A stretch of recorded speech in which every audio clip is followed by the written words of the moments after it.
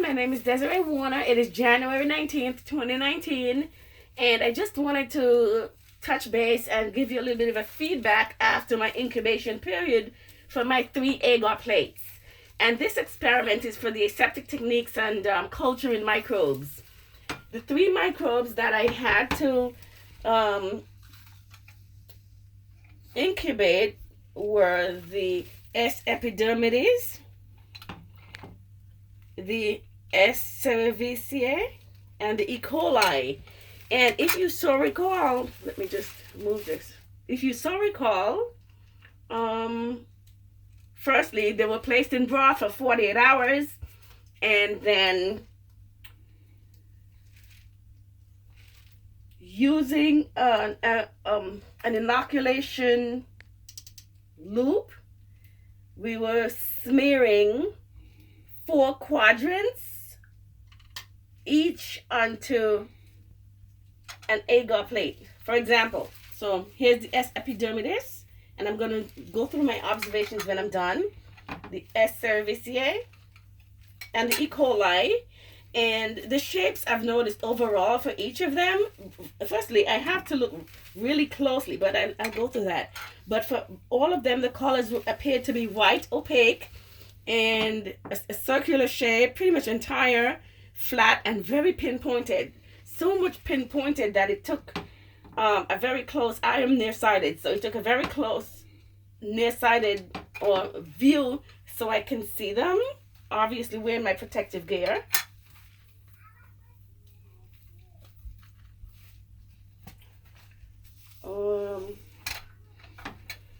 So observing the epidermidis, can you see it? The first quadrant obviously looks more concentrated. I can tell based on the pattern formed here. This is the second quadrant, the third quadrant, and over here the fourth quadrant. And as I stated, it's white, opaque, and flat, pinpointed in shape. And the dilution seems to be increasing as the quadrant count increases. I'm going to move to observe the S. cerevisiae, and I'm thinking it's the same thing. This is the first quadrant based on observation. This appears to be the second quadrant under here, the third and the fourth quadrant.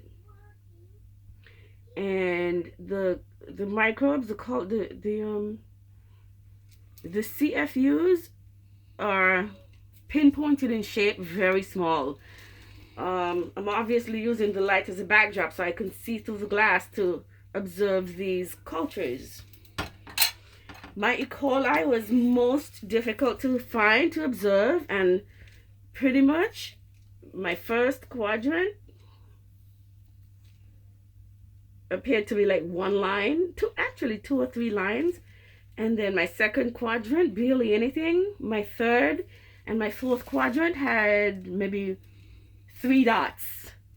So based on my observation, I believe, based on what I see here, the S. epidermidis seemed to be the one that had a much shorter incubation period because the cultures are more developed during the 48-hour duration.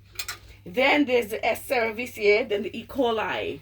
And that's pretty much what I want to highlight. While they were in the broth, it would have been difficult to observe the shapes. But this is the old broth done. But now that they had been plated and put into the agar plates, we can, excuse me, observe. I have a cold, please bear with me.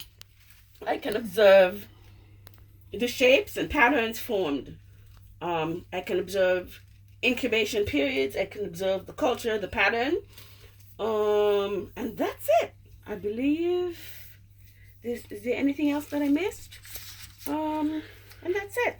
Again, my name is Desiree Warner, and thank you for your time.